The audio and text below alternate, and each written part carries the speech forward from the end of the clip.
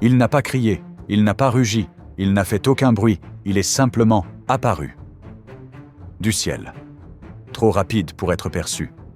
Trop grand pour être ignoré. Une ombre, glissant en silence, s'étendait sur le sol de la jungle. Et au moment où vous leviez les yeux, c'était déjà fini. Quetzalcoatlus, un nom emprunté à un dieu ancien, mais aucune divinité ne vivait dans ses ailes. Ce n'était pas une créature mythique, elle était réelle, et elle était assez grande pour obscurcir le soleil. Imaginez-vous debout sur un sol crétacé chaud, entouré de fougères tropicales denses, l'air humide et bourdonnant d'insectes de la taille de votre main. Des troupeaux de dinosaures cornus traversent la clairière. Mais quelque chose cloche, il s'immobilise. Pas à cause d'un bruit, mais à cause d'une ombre. La forme au-dessus est presque abstraite, une silhouette si grande qu'elle dépasse la compréhension. Son envergure éclipse tout ce qui vit aujourd'hui. Elle plane sans battre des ailes, glissant sur les courants thermiques avec une grâce impossible. Pas de plumes, pas de moteur, juste des os creux et une ambition évolutive. Maintenant, rapetissez-vous dans votre esprit. Placez un humain à côté, ou mieux encore, une girafe. Même ce mammifère imposant ne mesurerait pas la taille. Quetzalcoatlus pouvait atteindre jusqu'à 10 mètres d'envergure, mais ne pesait qu'environ 200 à 250 kg. Son corps n'était pas fait pour la masse, il était conçu pour l'efficacité du vol, son squelette étant plus air qu'os. L'évolution ne l'a pas sculpté pour tuer, elle l'a sculpté pour voler, haut, loin et vite, et d'une certaine façon cela le rendait encore plus terrifiant. Mais comment quelque chose d'aussi massif pouvait-il jamais quitter le sol ? Pour comprendre cela, il faut comprendre la Terre qu'il dominait.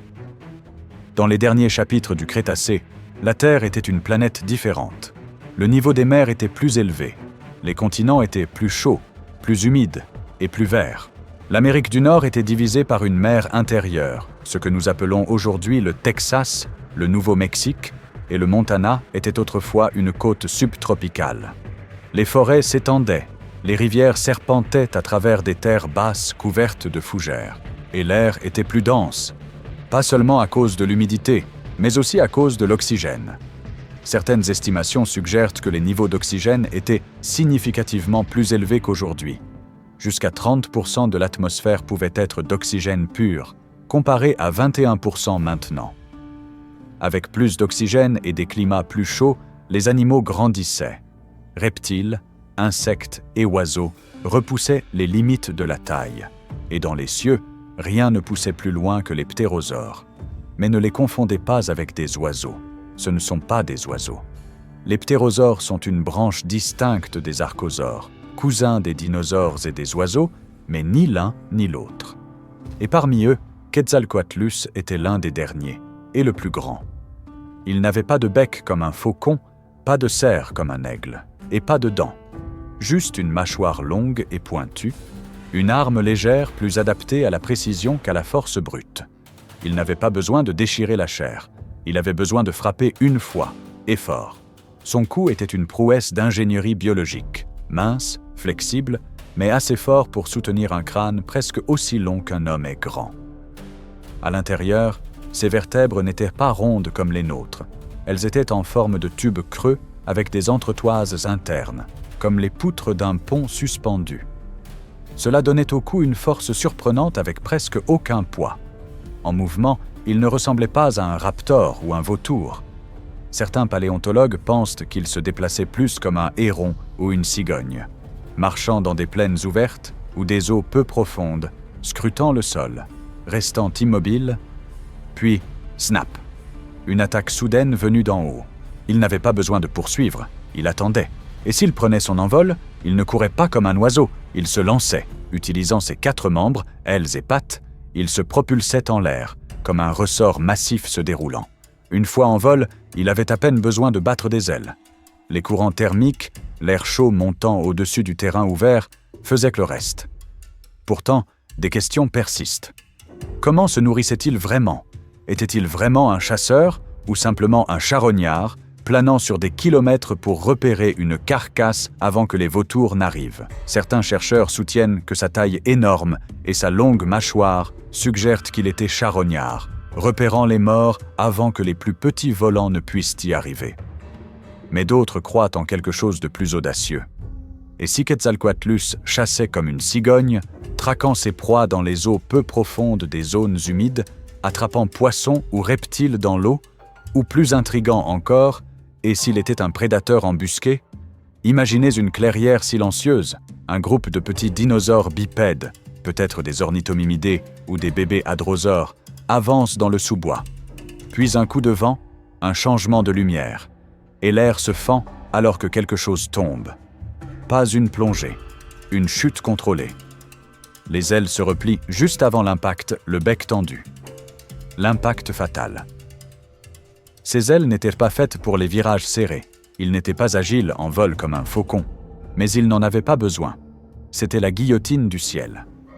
Tout ce dont il avait besoin, c'était la surprise. Pourtant, malgré toute sa grandeur, nous ne savons pas exactement ce qu'était Quetzalcoatlus en termes écologiques. Son registre fossile est incomplet, principalement des os, pas de comportement. Et le comportement ne se fossilise pas. Ce qu'il a laissé derrière est un puzzle, les proportions d'un prédateur avec la grâce d'un charognard. Un corps construit pour le mouvement, mais un crâne conçu pour la patience. L'idée qu'il ait été charognard est séduisante par sa simplicité. Avec une envergure aussi massive, Quetzalcoatlus pouvait scruter des centaines de kilomètres carrés depuis les airs. Il pouvait chevaucher les courants thermiques au-dessus des plaines ouvertes, ne descendant que lorsqu'il repérait une carcasse. Mais si c'était le cas, pourquoi ce bec étroit? Pourquoi ce cou long et précis? Les charognards actuels, comme les vautours ou les marabouts, utilisent des becs larges et solides pour déchirer, arracher, se nourrir de cadavres. Quetzalcoatlus n'en avait aucun. Son bec était chirurgical, son cou flexible, ses membres longs et échassiers. Et s'il n'attendait pas la mort, mais la causait lui-même, il y a une seconde théorie, que Quetzalcoatlus chassait directement de petits animaux. Comme une grue dans un marais ou un héron au bord d'un étang, il pouvait traquer poissons, lézards ou même petits dinosaures, avançant prudemment, silencieusement, utilisant sa grande taille pour ne pas être détecté. Et quand le moment venait, il frappait. Vite, un coup vers le bas, une torsion de tête, un lever. La proie ne réalisait même pas ce qui s'était passé. Il y a même une troisième idée plus spéculative, que Quetzalcoatlus ne se contentait pas de planer et de traquer. Il plongeait. D'une hauteur de centaines de mètres, il pouvait replier ses ailes, aligner son corps et tomber comme un missile, s'écrasant sur sa proie avant qu'elle ne puisse réagir. Pas avec des griffes, pas avec des dents, mais avec la masse et l'élan. Ce n'est pas totalement fantaisiste. Certains oiseaux, comme les skuas ou les pélicans, effectuent des plongeons soudains pour saisir une proie. Mais avec une envergure plus longue qu'un bus, de telles manœuvres chez Quetzalcoatlus exigeraient précision, calcul et peut-être intelligence. Aurait-il pu chasser de nuit? Certains chercheurs suggèrent que, comme les hiboux, Quetzalcoatlus aurait pu évoluer avec des yeux adaptés à la faible lumière, lui permettant de voler ou traquer sous le couvert du crépuscule. D'autres rejettent cette idée, soulignant les habitats ouverts où il vivait, où la lumière du jour était essentielle. Pourtant, le mystère persiste.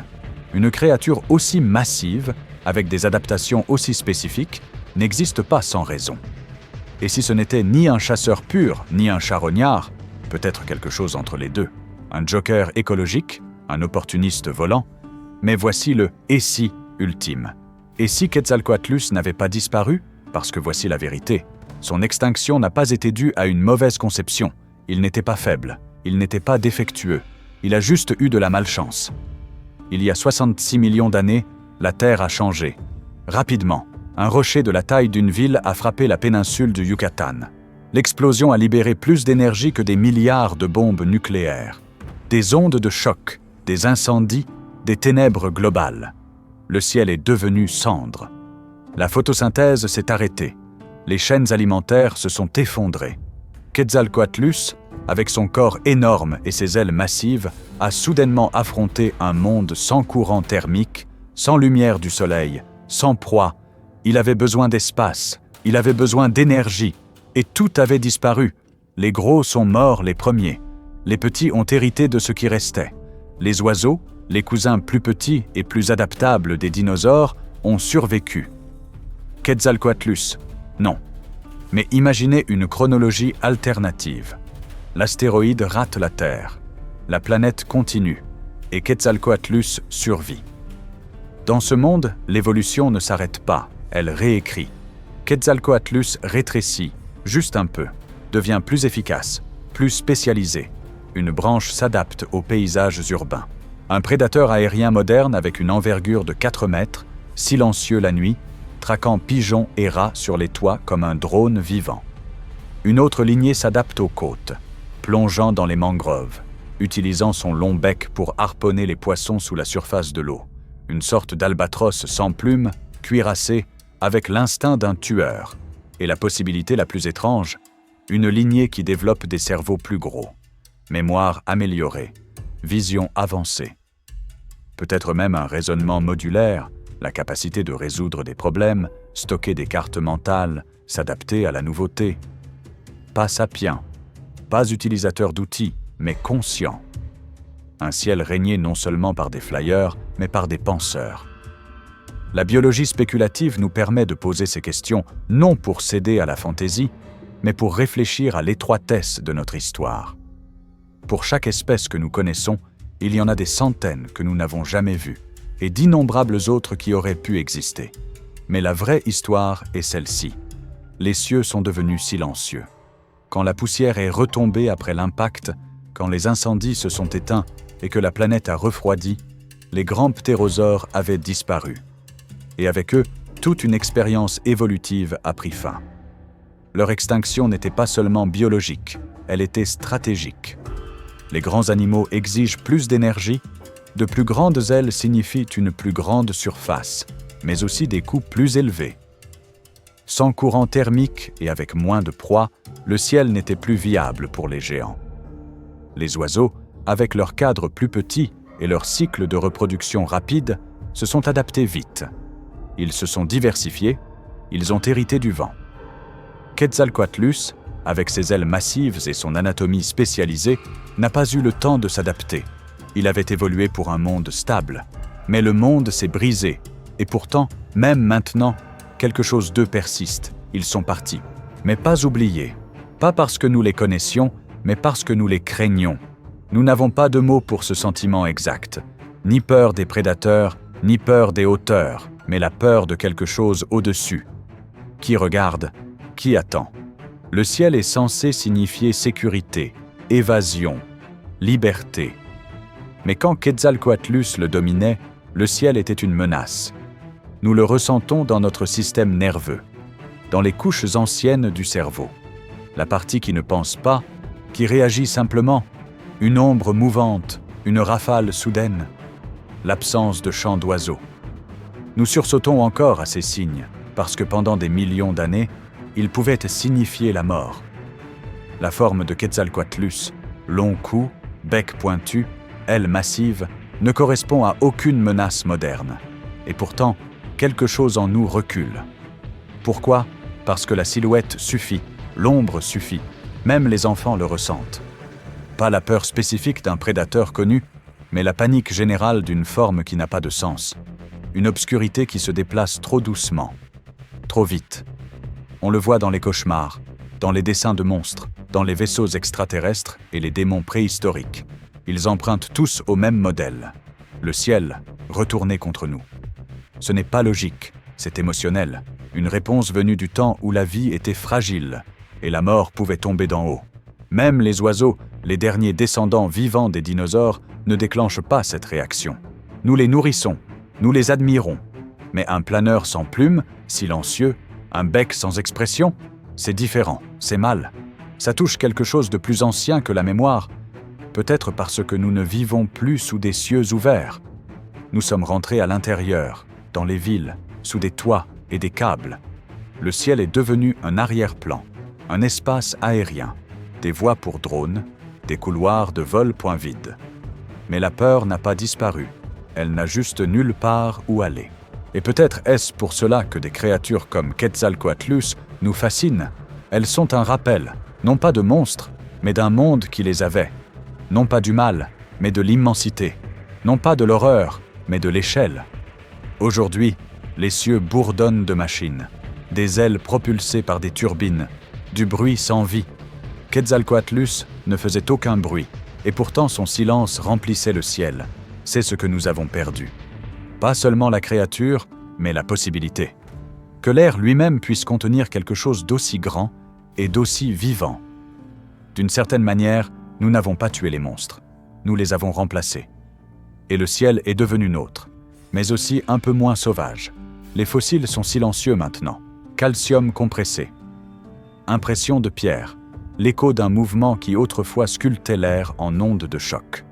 Nous les étudions, nous les mesurons, comparons les proportions, calculons la portance, mais rien ne capture le sentiment d'être sous cette ombre.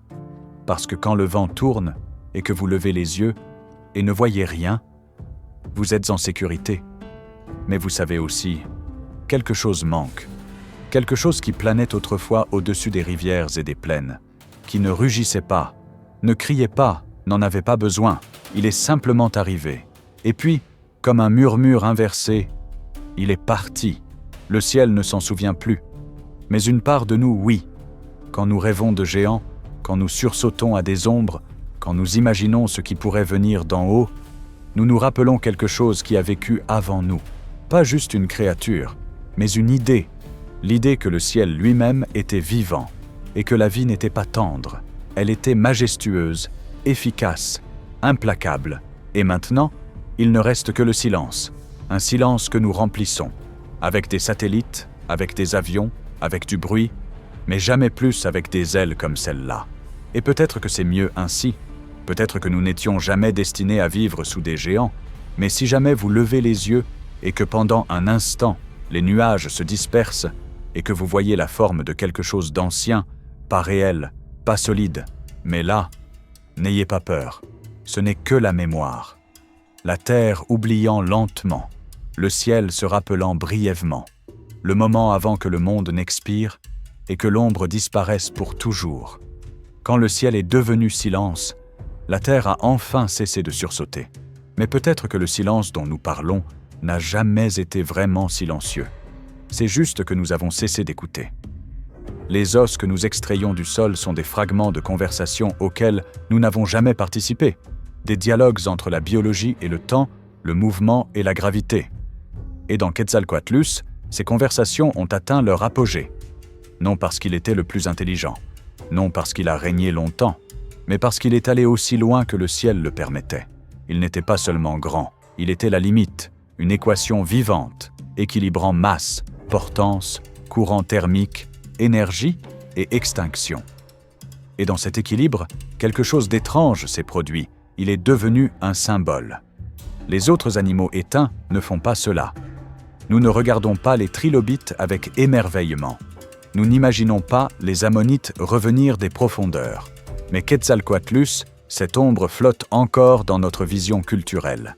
C'est le fantôme que nous n'avons jamais rencontré, mais que nous reconnaissons d'une certaine façon, parce qu'il nous pousse à penser au seuil, au point au-delà duquel la vie ne peut aller, au plafond de complexité dans un monde soumis à la gravité. C'est pourquoi il importe, pas parce qu'il chassait ou charognait, mais parce qu'il a testé ce que le ciel pouvait permettre, puis a disparu. Et ce faisant, il est devenu un monument. Nous bâtissons aussi des monuments, des arches de pierre, des tours de fer, des traînées de fusées, tous essayant de dire « nous étions là, nous avons touché la limite ». Mais aucun ne plane, aucun ne chuchote, aucun ne projette d'ombres mouvantes sur les forêts et les rivières, aucun n'est vivant. Quetzalcoatlus n'a rien construit, mais son corps était un message, une sorte de géométrie en mouvement. La preuve que la nature n'a pas besoin de permission pour être outrageuse. Nous pensons que l'évolution est pratique, survie, adaptation, coût contre bénéfice. Mais parfois, elle flirte avec l'absurde, avec le spectaculaire. Puis la météorite arrive, et l'absurde disparaît. Nous avions peur du ciel à cause de ce qui pouvait tomber d'en haut. Maintenant, nous en avons peur à cause de ce qui pourrait ne jamais revenir. L'espace est silencieux. Il n'écho pas. Pas de courant thermique, pas de prédateurs, pas de géants. Nous avons remplacé le monde des créatures du ciel par des satellites et des débris silencieux. Nos oiseaux volent sous réglementation. Nos avions déposent des plans de vol. Rien ne dérive sans but. Rien ne plane juste parce qu'il le peut. Mais Quetzalcoatlus le faisait. Et il le faisait sans secours. Pas de plan B, pas de version 2.0, il est apparu, il a régné. Puis il s'est arrêté. L'expérience évolutive n'a pas fini en échec, mais en interruption. Nous oublions souvent cela. L'extinction n'est pas toujours une question d'inaptitude. Parfois, c'est une question d'être parfait pour un monde qui n'existe plus. Et quand ce monde disparaît, c'est merveilles aussi. Qu'avons-nous perdu d'autre quand le ciel est devenu gris? Pas seulement des ailes, pas seulement des os, mais une sorte de permission pour que la planète soit bizarre, pour être élégante et étrange à la fois. Il y a une raison pour laquelle nous mettons des ailes aux anges, une raison pour laquelle nous rêvons de voler, pas parce que nous envions les oiseaux, mais parce que quelque part en nous, la mémoire demeure. Le ciel appartenait autrefois à des créatures si audacieuses que nous ne les comprenons toujours pas. Quetzalcoatlus n'a jamais été fait pour que nous le comprenions. Il n'a pas évolué pour nous, il n'a pas survécu grâce à nous, et il n'a pas disparu parce que nous avons fait quoi que ce soit, et pourtant, nous portons son image. Nous la simulons, la modélisons, la reconstruisons, parce que nous en avons besoin. Nous avons besoin de rappels que la vie peut dépasser les limites, qu'elle ne joue pas toujours la sécurité, que parfois, l'évolution fait un saut, et ce saut a des ailes. Alors non, le ciel n'est pas silencieux, il est hanté par la forme du potentiel, par l'absence de bruit là où le bruit existait, par l'absence de présence. Nous racontons des histoires de dragons, nous inventons des créatures qui planent et chassent d'en haut. Mais nous n'avons pas eu besoin d'inventer Quetzalcoatlus, il était réel, et il faisait toutes ces choses. Et si cela ne vous terrifie pas, c'est que vous ne pensez pas assez grand. L'extinction est facile à expliquer sur le papier. Une météorite, un effondrement, un événement climatique. Vous le dessinez, vous le cartographiez, vous datez la couche d'iridium dans les roches, mais l'extinction est plus difficile à comprendre dans l'esprit parce que ce n'est pas seulement une perte d'espèces, c'est une perte de direction. Chaque extinction finit plus qu'une créature. Elle finit un chemin, une route que l'évolution suivait, un ensemble de traits testés, un style d'être qui pourrait ne jamais réapparaître. C'est ce qui fait que des créatures comme Quetzalcoatlus sont plus que des curiosités. Ce sont les fantômes des futurs possibles. Des versions de la vie qui ont atteint un sommet, puis se sont retirées, ou ont été repoussées. Pensez à tout ce que Quetzalcoatlus représentait. Le vol sans plumes, la masse sans maladresse, la prédation sans dents, la taille sans bruit. Cette combinaison est perdue maintenant. Rien de vivant aujourd'hui ne combine ces traits. Il ne reste que des fragments, des oiseaux qui volent, des reptiles qui planent, des charognards qui marchent, mais rien qui les fusionne en un seul. C'est comme si l'arbre évolutif avait perdu une branche. Et maintenant, nous ne nous souvenons que de la forme des feuilles. Parfois, les gens demandent « Pourrions-nous le ramener, le faire revivre, le cloner ?» L'ingénier. Mais Quetzalcoatlus n'était pas juste de l'ADN. Il était un produit de la pression atmosphérique, de la chaleur planétaire, de la densité atmosphérique, de la densité des proies, du climat global et d'éons de sélection. Vous ne pouvez pas ressusciter ça avec un génome. Vous devriez ressusciter un monde. Et même si nous le faisions, mériterions-nous de le voir voler à nouveau? Parce que la vérité est que nous n'avons pas seulement survécu aux géants. Nous les avons remplacés.